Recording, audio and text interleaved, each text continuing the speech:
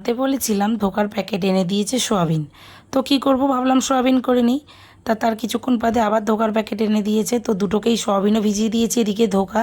তো দুটোকে একসঙ্গে মিক্সড করে দিলাম, ভাবলাম দুটোই একসঙ্গে করে ফেলবো।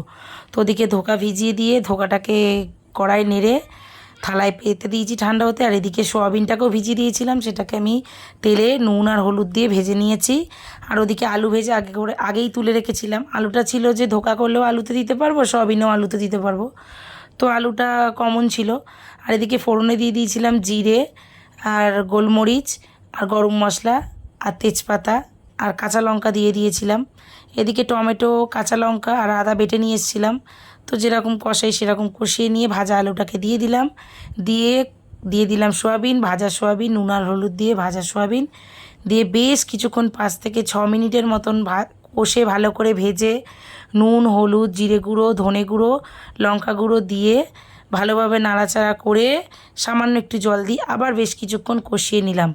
তো তারপরে জল দিয়ে দিয়েছিলাম, দিয়ে চাপা দিয়ে দিলাম, দেখলাম ভালোভাবে ফুটছে, আলু খুব তাড়াতাড়ি সেদ্ধ হয়ে গেছিলো।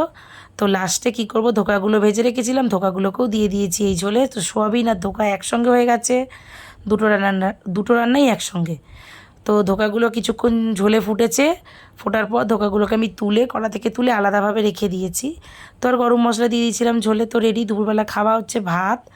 আর তোজোর জন্য সকালে টিফিনে করেছিলাম আলু ভাজা আর লুচি। তো লুচি টিফিনে দিয়েছিলাম, আলু ভাজা নিয়ে নিয়েছি একটু, আর আলুর দম নিচে করেছিল, নিচ থেকে দুটো আলুর দম নিয়ে চলে এসেছি, আলুর পিস।